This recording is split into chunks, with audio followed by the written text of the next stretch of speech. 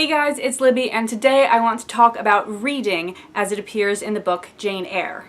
Since we're in Victober, the Victorian October readathon, I wanted to do a special video for every one of the books that I'm reading for Victober. So I did a review of Desperate Remedies, and I considered doing a review for Jane Eyre, but BookTube does not need another review of Jane Eyre. We have probably hundreds of them by now. So instead, I'm going to be taking a critical look at it. Unfortunately, this means I will be spoiling it, and even if you don't mind being spoiled for books, you probably won't understand what I'm talking about if you haven't read the book. But fortunately, there's still a couple days of Victober left, so you could go read Jane Eyre and then come back and watch this video.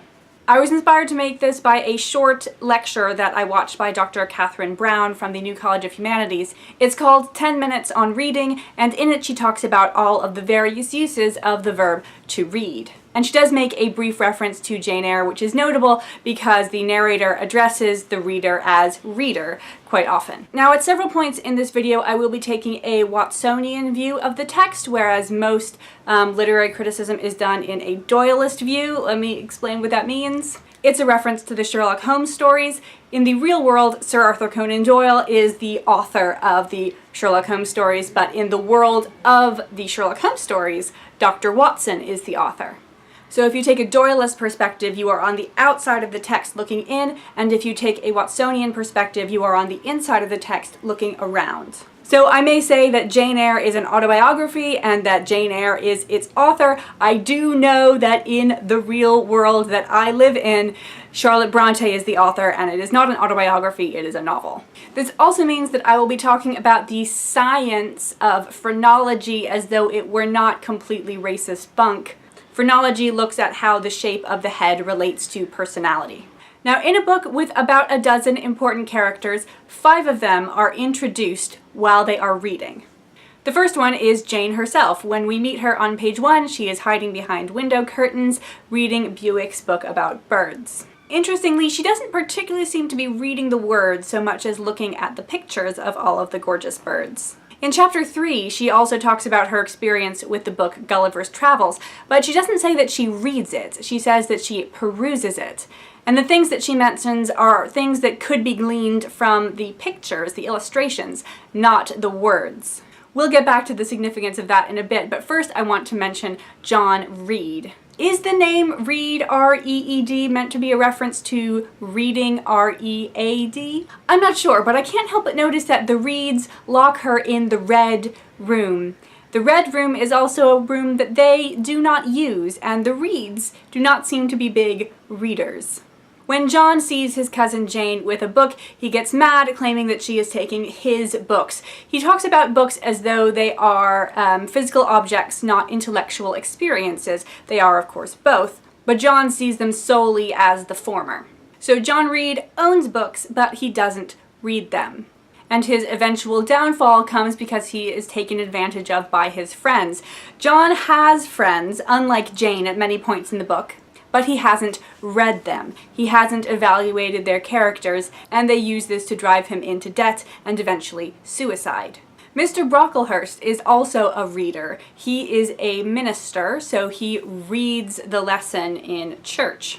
He also contrasts Jane with a little boy that he knows who can recite sections of the Bible. Recitation and reading from the pulpit are both performative types of reading to contrast to Jane, who was reading secretly when we first met her. So this lets us know that, unlike Jane, Mr. Brocklehurst is concerned with the appearance of things. Eventually, we arrive at Lowood Institution and meet Helen Burns. When we meet Helen, she is reading, and Jane approaches her to talk about text. Here's the passage where they first meet. Jane's reading an inscription. Lowood Institution, this portion rebuilt A.D. blank by Naomi Brocklehurst of Brocklehurst Hall in this county. Let your light so shine before men that they may see your good works and glorify your Father which is in heaven. Matthew verse 16. I read these words over and over again. I felt that an explanation belonged to them and was unable fully to penetrate their import. I was still pondering the signification of institution and endeavoring to make out a connection between the first words and the verse of Scripture, when the sound of a cough close behind me made me turn my head. I saw a girl sitting on a stone bench near. She was bent over a book. on the perusal of which she seemed intent. From where I stood, I could see the title. It was Rasselas, a name that struck me as strange and consequently attractive. In turning a leaf, she happened to look up, and I said to her directly, "Is your book interesting?" I'd already formed the intention of asking her to lend it to me some day. "I like it," she answered, after a pause of a second or two, during which she examined me. "What is it about?" I continued. I hardly know where I found the hardiness thus to open a conversation with a stranger. The step was contrary to my nature and habits, but I think her occupation touched a chord of sympathy somewhere, for I too liked reading, though of a frivolous and childish kind. I could not digest or comprehend the serious or substantial. "You may look at it," replied the girl, offering me the book. I did so. A brief examination convinced me that the contents were less taking than the title. Rasselas looked dull to my trifling taste. I saw nothing about fairies, nothing about genii. No bright variety seemed spread over the closely printed pages. I returned it to her. She received it quietly, and without saying anything, she was about to relapse into her former studious mood. Jane then goes on to ask Helen to explain the inscription at the beginning of that passage, and Jane tells her where Lowood is, what an institution is, and who Naomi Brocklehurst is. Helen likes closely printed pages where Jane likes bright variety. Helen can also understand texts that Jane cannot. And in turn, Helen has a more nuanced view of people than Jane does. Jane is appalled when Miss Scatcherd abuses and berates Helen for being messy, and she asks Helen how she can stand it. Helen says that she doesn't mind because she knows that Miss Scatcherd only dislikes her faults. She can see that Miss Scatcherd is a good person even if she does bad things, whereas Jane only sees a bad person. And this gets back to Jane as we first encountered her at Gateshead. She only reads things superficially, mainly looking at the pictures, not reading the words. And so all of the perspectives we get of the reads are very black and white, mainly black. She hates all of them. However, a fair bit of Helen rubs off on Jane, and eventually when Jane goes back to see Mrs. Reed again, she is able to see her in a more complicated light. Even when she finds out that Mrs. Reed had prevented her now rich uncle from getting in contact with her and being able to take care of her, she forgives Mrs. Reed. Something that I don't think would have happened if she hadn't ever met Helen Burns. And trust me, Jane, this ability is going to come in pretty handy not too long from now, because you are about to meet a very complicated man, Mr. Rochester. Frequently, and sometimes it feels like persistently, Jane talks about all of Mr. Rochester's faults in his appearance and in his attitude, but she always follows them up by saying that she likes him this way. In the first couple of chapters, once we've met him, there are several occasions where Jane reads his face. She devotes several paragraphs to talking about what he looks like and what this means for the sort of person that he is. Mr. Rochester also gets a chance to read Jane, but he has to be a bit sneakier about it. So let's move on to chapters 18 and 19, where we meet the gypsy, and we also meet a new definition of the word read, meaning to read a palm. In chapter 18, we briefly get to see Blanche Ingram interact with a book. She seems to have gotten some bad news from her fortune-telling, and she picks up a book to signal that she doesn't want anyone to talk to her, but she never actually turns the pages. Even when she has a book in front of her, she does not comprehend it. The same thing happens with Mr. Rochester. Jane says that it's painfully clear to her that Mr. Rochester is not interested or taken in by any of Blanche's flirtation, but Blanche thinks that she hits the mark every time.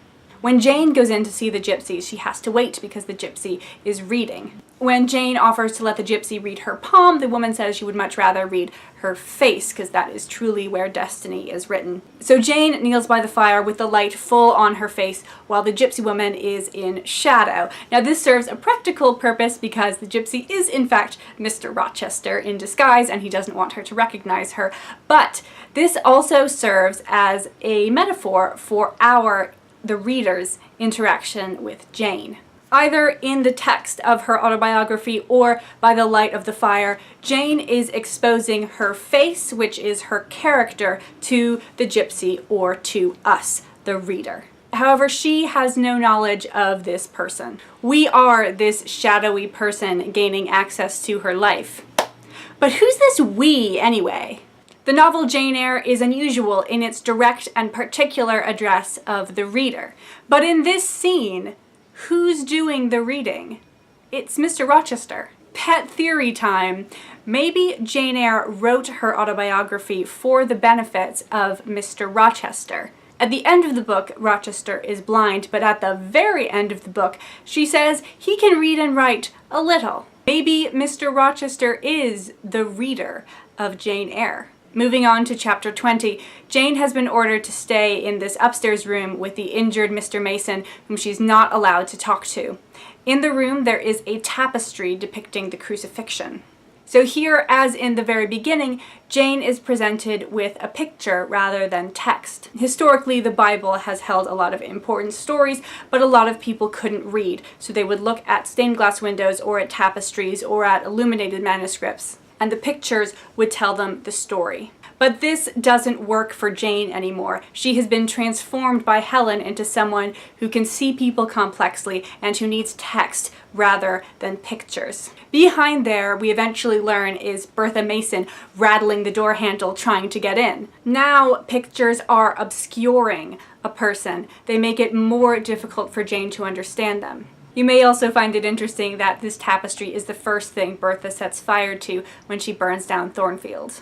Now let's move on to two of the last characters we meet, Mary and Diana Rivers.